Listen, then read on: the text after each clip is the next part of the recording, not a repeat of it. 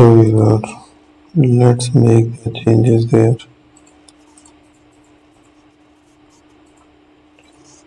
So we have to make the shapes.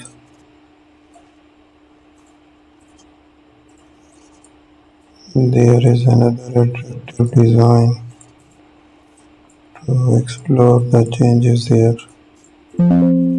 Use a paint made an eraser tool.